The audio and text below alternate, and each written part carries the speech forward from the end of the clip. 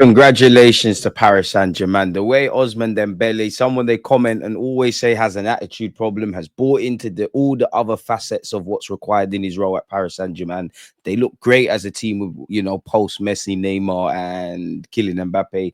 He's amazing in it as a false nine, and he's probably in with a Ballon d'Or shout. And childhood dream, really and truly, I guess, to win not only the World Cup but the Champions League and everything else. So yeah, big up PSG, Ousmane Dembele, Luis Enrique, and obviously Doué, a player that, you know, anyone that watched France at youth level, you know what France have at youth level and at all levels really at their disposal. And I would also say there's a bunch of academies, but specifically Rennes, man, it speaks for itself. In fact, 2 Rennes graduates have won European trophies this year.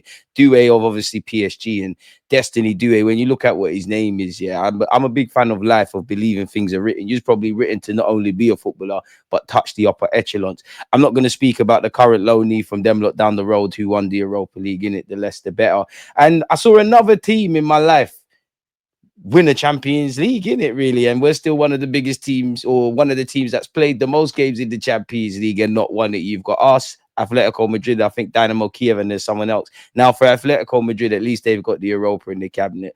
But it was, you know, you couldn't help watching that final, away from the obvious. Inter battered 5-0, but think, if it was us, what could have happened, man? Could it have been a straight shootout? And it was also lovely to see their attackers defend, also create chances, swap flanks, the use of the midfielders, the individual quality of the midfielders, retire, etc.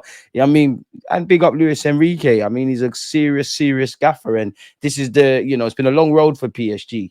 They finally got what they wanted post Kylian Mbappe. It's crazy. And it does, surely you wonder, yeah, especially with Ousmane Dembele, a player they said nobody's ever. I don't agree with the attitude thing for obvious reasons, but I don't think anyone's questioned his ability. Even those that have said he's overrated, you clearly have to rate him somewhat if you think he's overrated.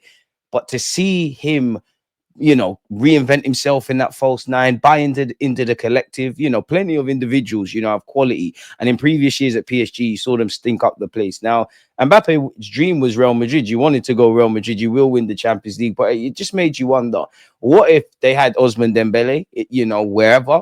And what if Mbappe was the talismanic figure bought into that false nine thing? Now, obviously, there's a lot of different factors. No 2 seasons are the same, but it just makes you wonder. And I think he might wonder. I mean, PSG can have their Champions League. Mikel Arteta said we was the best team in the Champions League. And apparently, Champions League winners, PSG, were beaten on XG in just 6 games in all comps this season, with 3 of them being against Arsenal. I mean, where you look at Luis Enrique, what it means for his family, obviously with his daughter, what it means for the team, what it means for the club, what they've done, the moments that these players get, I very much doubt he cares, especially their run to the Champions League where they almost went out, forgive me if I'm wrong, to City.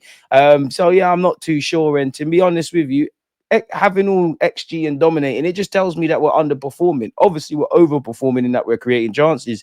But no matter where you dress it, goals win games. You need to put the ball in the back of the net, especially where you're talking about the latter stages of this very competition, man. Can age be overrated? Now, experience can be crafted in a bunch of ways, people. You know, you could be 20 years of age and be significantly more experienced than someone at 25. It's slight exaggeration, but you get the point. But, you know, PSG, 23.6 years is their average age to 29.3. And Inter Milan, I don't know, man. They rested players domestically. They did bottle the league. They rested players domestically.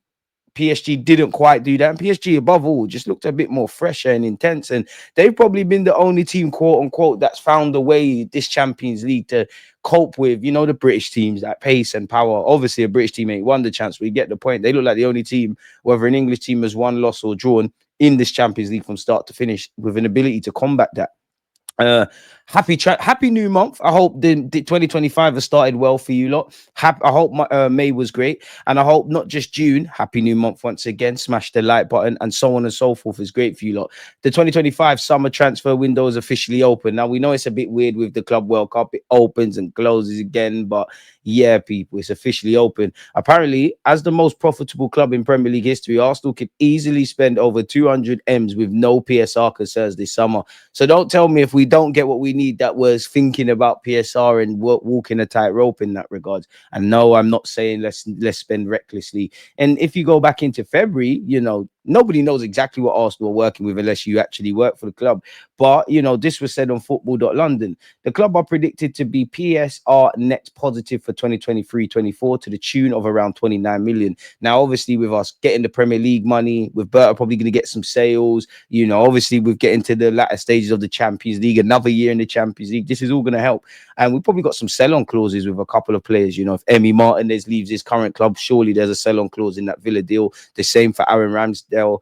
Mika Beref as well moved to Monaco very recently, and there's probably some other examples, making an allowable loss for the club of 2023-24 190 million, meaning they have plenty of headroom and no PSR concerns. Assuming the same level of allowable deductions are applied, around 42 million annually to the current financial year of 2024-25, then the forecast is that Arsenal, for the current reporting period that runs until the end of May, could lose as much as 164 million before tax and still be able to remain PSR compliant. Whether we will or not, I am not advocating reckless spending, but in a positive way. This tells me that we can afford to take quote unquote risks and gambles. I know they're not the right adjectives to apply, people. So yeah, that effectively means there's a buffer of 164 million to spend before any PSR issues come into play. Whether we want to do that, whether that fits into our remit is another thing. Although there may be potential losses between February and May to change that figure slightly.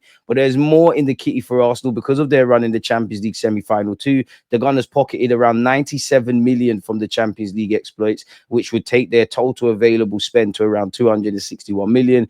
Talks for Sesko suggested fee of around 92.5 million will be required to get the transfer over the line. And if Arsenal were to really make a statement and sign Gyökeres too, he would cost in the region of 54.4 million. We've also been linked with Rodrygo. Apparently, Real Madrid want to sell him for 67.4 million, which equates to 80 million euros. And we're expected to sign Zubimendi for 51 million. If they were to sign all four, which would be some summer transfer window, that would set them back 265.3 million, just 4.3 million over what they're predicted they could spend without any issues, which means only one player would need to depart the Emirates Stadium to make up for it. And Marquinhos is left. So again, if we don't get hung up on the names, of course, Gyökeres and Sesko individually, I'd be on that. But both of them and Rodrygo and Zubimendi and anything else, because we do need to sign a couple of goalies, maybe a defensive reinforcement. It tells us that we know the fans, we think we know what we need to do in terms of depth and quality. And if you don't get hung up on the names, I just see this as there's no excuse for not getting deals done. You'd imagine Lokonga's gone through the door. Tavares is an obligation to buy. That's probably going to be accounted for. I don't know where the futures of Fabio Vieira, Reece Nelson, Zinchenko, even someone like Kivior, who you want to keep him, but he might say, I want to go play first team football concern. And obviously you got a bunch, Jorginho and Tierney, they're probably on big wages, whether you want to keep them or not. They're departing. So that could mean more money to play with, quite simply. This has dropped the price and said Arsenal target to cost almost 70 million amid secret meeting, say Sky Germany. Apparently Berta has held a secret meeting with his Leipzig counterpart to discuss the Sesko deal. I'm sure you lot are bored of hearing about this. So at this point, we know we're in some level of talks about signing Benjamin Šeško, who has a variable release clause based on appearances and goals, has reached as high as £69 million, as the pair are said to have discussed payment terms and structures over a potential deal for the Slovenian striker. Now, I covered a bit of this in the last video, but apparently Leipzig want a quick resolution. You'd imagine Arsenal want to get this done sooner rather than later, and Sesko get into the club, gel and whatnot, and then for Sesko's current employers, technically Leipzig can move forward with replacements. We can obviously bed Sesko in, obviously make movements with a lot of other stuff, because Berta's got a lot to do really, between new contracts, getting rid of players, being able to pivot if we can't get our targets, trying to get targets over the line, and all the other necessities. Sesko apparently for the millionth time is not the only striker under consideration at the Emirates. However, with Sporting's Victor Gyökeres and others still very much among their targets, we have a long-term interest in Sesko. We tried to get him last summer. We tried to get him in January. He did renew his contract. And obviously, Leipzig will probably start a bidding war. Man United are still linked with him, but he has a deal until 2029, and they failed to get Champions League football. He's keen to move to a club that can compete for the Champions League and domestic title. Whether we can get over the line is another thing. 21 goals and 6 assists in all comps, including 4 in the Champions League, people. It will be Zubimendi and a striker, as well as other players, says Sky. Next season, he, in brackets, Arteta, wants to win the title. He's been putting pressure on the board. They'll be active in the window. Fair enough. If that's it, fair enough. 6'5", can run really fast. Obviously, I'm sure can score goals. Bring him. I don't believe this, but apparently Liam Delap has been tipped to join Arsenal, despite the fact that his medical at Chelsea will take place on Sunday. Really, he's been told to snub Chelsea by Ben Jacobs. Apparently, Arsenal is a better club to go to because they're desperate for a striker. So is Chelsea. Like Arsenal, they can compete for trophies. Chelsea have won major honours more recently than us. I'm not gassing up the conference thing. If you're a cold-hearted striker, like an out-and-out number 9, there's an angle for you to play actually at Arsenal, Liverpool, Manchester United, and Chelsea. So it makes sense for Liam Delap to sign for Chelsea. Whether Chelsea fans would like an upgrade on that, I don't know, or Liam Delap comes in as an option, and you have a Gyökeres, which is what I would want. I wouldn't just want Liam Delap or Sesko in an ideal world, but it is what it is. I don't believe this. I'm not even going to give time to reading this because I don't believe it. Apparently, AC Milan have made Arsenal target Rafael untouchable, according to the Italian media. We've apparently explored a deal for Parma youngster Giovanni Leone. Covered that before, but an 18-year-old centre-half. We've been linked with Andrea Berto. We all know it's going to cost big money. We all know AC Milan have had a turbulent season, and they won't be in the Champions League. Apparently, Berta and Arsenal made contact with Leao to sound out a move. We've been told he's not for sale. You have to make these players available. I don't know whether it's worth going for, but his release clause is 175 million euros. So it's a big. You're going to need a lot of money. Apparently, Barcelona have agreed personal terms with Espanyol goalkeeper Garcia, dealing a massive blow to Arsenal. We probably know that one's going to get away. Leroy Sané will demand a mega money contract from interested clubs this summer. I mean, he's 29, and if you move to the Premier, you're going to want that. Spurs seem to be the front runners. He's reported to be earning 300 grand a week currently. I think that's a pivot option for Arsenal if worse comes to worse, to avoid, maybe it gives shades, but avoid a Raheem Sterling deadline day kind of thing. Chelsea and Arsenal apparently are weighing up Sané offers. I must admit, I think they'd be interested, but I'm not sure. While a number of clubs on the continent are also expected to firm up their interest in Sané, the most lucrative financial package in European football will come from England. I mean, do you want to go to Saudi in the World Cup yet? 29, potentially the last one.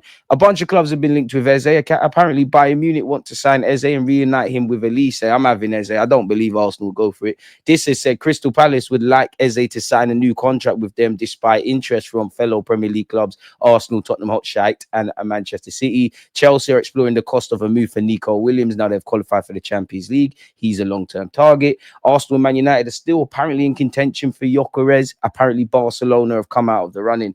Next year, it will be interesting to see what Barcelona do, because I'm not saying they're going to get these guys. They're actually linked with Martinelli. But I think this time next year, I think this is Lewandowski's last year at Barcelona. If you assume Gyökeres stayed at Sporting, Sesko stayed at Leipzig, I think those are the rumors that you're going to see next season with Barcelona. Whether they get him or not, Gyökeres is going to get linked. For no reason, Haaland is going to get linked. HIJACK is going to probably be the hot topic of Barcelona as well, just because it's an easy one.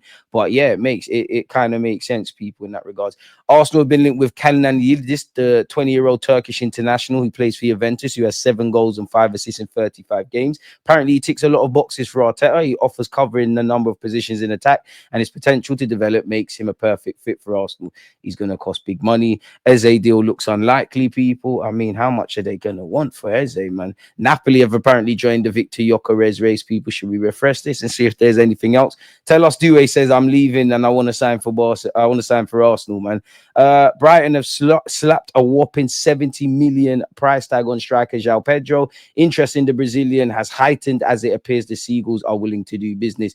Arsenal consider entering the race. Really, it seems like a full circle kind of rumor here, people. Newcastle, Liverpool, Arsenal, Villa are also thought to be keen. To be fair, it makes sense. 35 million that they bought him for in July 2023. What, 12, 18 months later, selling him for double that, plus a little sell-on clause. It makes sense, people. I don't think we're going to go for him. He does seem like he has a bit of a naughty streak in him. Keeping up the theme with Brazilian attackers, Rodrygo apparently has told Real Madrid he wants to stay, and he said that he wants to stay. The club wants him to improve in the pitch, and so a reaction. Fair enough. So that basically means just doing what you need to do. We've been linked with young English international and Blackburn Rovers player Tejan, 17 years of age. I mean, there's a lot of upside in it. I mean, £1 million if he develops and becomes part of the first team, great. If he develops and we sell him for, I don't know, 20 or 10, that's great. If not, it is what it is. But yeah, you never want to stop future-proofing people. Rovers will aim to secure the highest possible return for him. They're willing to sell him. Arsenal are offering over £1 million with an appearance-based add-ons into the deal, people. Indications are moving in the sense of Garcia going to Barcelona.